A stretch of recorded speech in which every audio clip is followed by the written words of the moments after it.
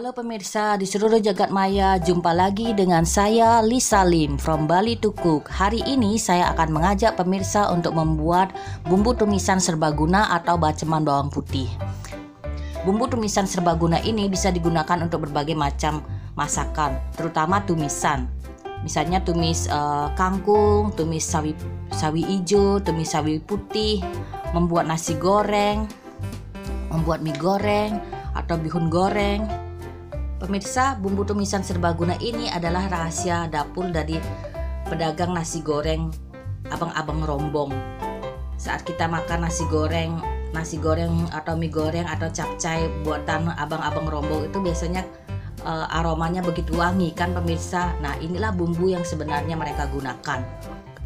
Berikut adalah bahan-bahan yang akan kita gunakan untuk membuat bumbu tumisan serbaguna atau baceman bawang putih. Yang pertama adalah 200 gram bawang putih yang sudah dikupas, 8 butir kemiri, minyak sayur. Pemirsa, jangan sekali-sekali menggunakan minyak curah untuk membuat baceman bawang putih ya, sebab minyak curah itu kualitasnya memang kurang cocok untuk digunakan sebagai baceman bawang putih.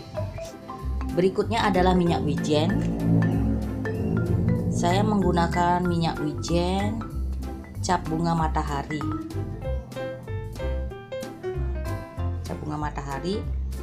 Tapi saya rekomendasikan pemirsa untuk menggunakan minyak wijen yang lebih bagus dari ini, karena minyak wijen ini tidak begitu terasa wijennya.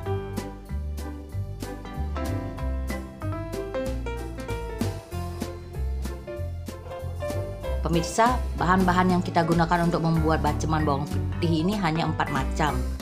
Dan pastikan semua bahan-bahan yang kita gunakan benar-benar terbebas dari air walaupun setitik. Ya, jadi bahan-bahannya tidak boleh terkena air setitik pun. Karena proses pembuatan bumbu tumisan serbaguna ini adalah dengan menggunakan teknik fermentasi. Jika terkena setitik air, maka hasilnya akan asam. Jadi bumbu ini akan menjadi masam. Ya pemirsa, masam atau rusak. Kalau sudah masam tidak bisa kita gunakan lagi pemirsa. Jadi pastikan benar-benar kering. Ini semua kering, tidak boleh terkena air setitik pun. Ini pun kering, tidak boleh terkena air setitik pun.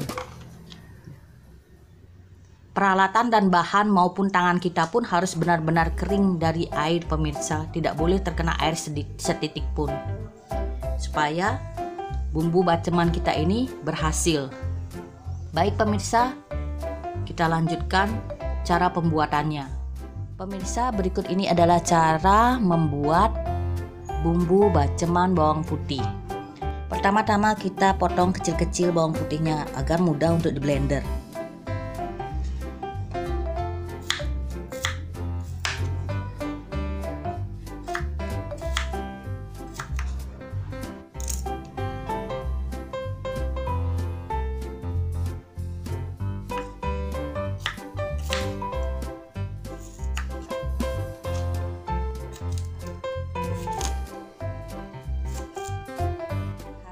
Dari bawang putih yang sudah kita potong-potong pemirsa, jadi seperti ini. Pemirsa, berikutnya kita potong kecil-kecil kemiri agar mudah untuk di blender.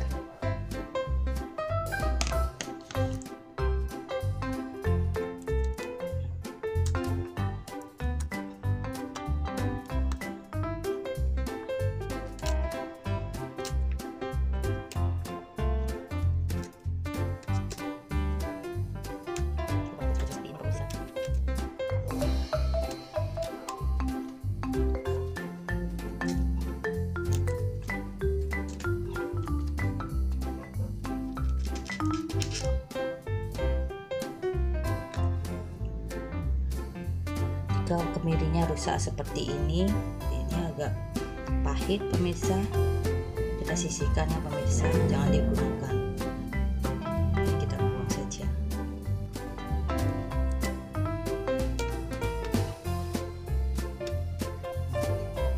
Selesai pemirsa.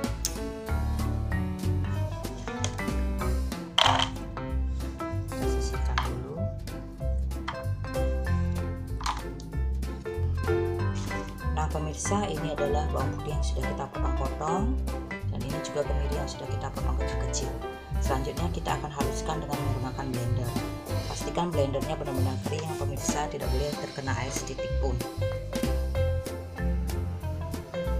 Pemirsa, selanjutnya kita akan masukkan bawang putih terlebih dahulu ke dalam blender. Kemudian kita masukkan kemiri, kemudian kita masukkan minyak goreng. Kita tuangkan minyak goreng sampai bawang putih dan kemirinya tergenang ya pemirsa.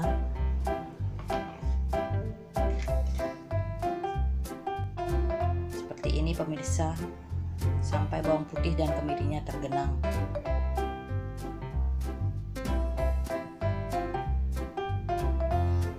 Berikutnya adalah kita campurkan minyak wijen.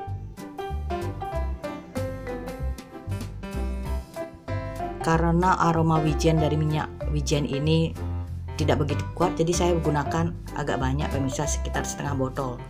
Nah, jika pemirsa menggunakan minyak wijen yang beraroma wijen kuat, cukup gunakan 1/3 dari minyak sayur yang tadi kita tuang di sini. Ya, jadi perbandingannya 1/3 minyak wijen, 2/3 minyak sayur. Itu jika minyak wijennya berkualitas bagus ya pemirsa, yang beraroma wijen kuat. Nah pemirsa, kita masukkan setengah botol saja.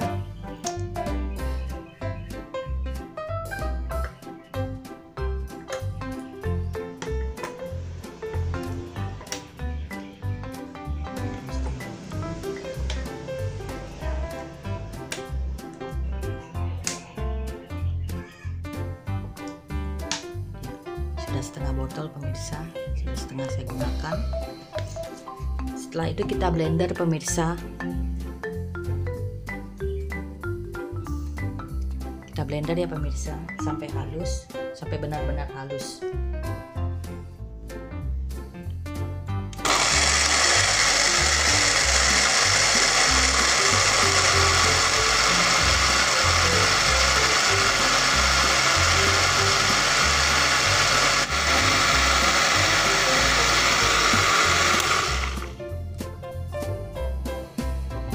Nah pemirsa, beginilah hasil akhir dari bahan-bahan yang kita blender tadi. Sudah sangat halus pemirsa.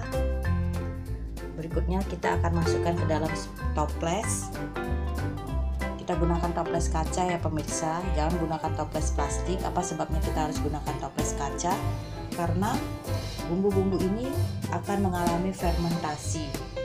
Ya, selama beberapa hari bumbu-bumbu ini akan mengalami fermentasi. Selama fermentasi, bumbu-bumbu ini akan mengeluarkan uap ya pemirsa. Toples kaca tersebut lebih kuat menahan uap yang timbul dari hasil fermentasi dari bumbu baceman ini. Baik pemirsa, mari kita pindahkan dulu.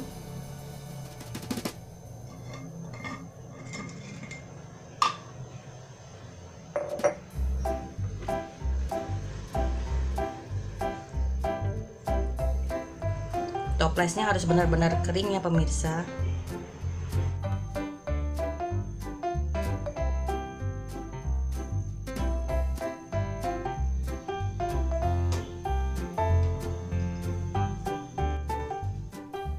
Pemirsa, baceman bawang putih ini sudah saya pindahkan ke dalam toples kaca, dan baceman ini belum bisa langsung kita gunakan ya pemirsa. Kita harus menunggu minimal 2 hari agar baceman bawang putih ini terfermentasi dengan baik dulu. Setelah 2 hari baru kita bisa gunakan baceman bawang putih ini. Nah, kita tunggu 2 hari ya pemirsa. Baceman bawang putih ini cukup pemirsa simpan di dalam suhu ruangan selama fermentasi ya pemirsa. Jadi tidak perlu disimpan di kulkas. Pemirsa, ini adalah baceman bawang putih yang sudah jadi, yang sudah saya fermentasi selama 2 hari. Hasilnya sangat cantik pemirsa. Baceman ini tidak berbuih. Kalau berbuih artinya baceman bawang putihnya gagal ya pemirsa. berbuih itu biasanya rasanya akan masam. Kita cek dulu ya pemirsa. Kita gunakan sendok yang benar-benar kering, tidak boleh ada air setitik pun. Kita lihat hasilnya. Nah, seperti ini pemirsa. Benar-benar cantik bukan?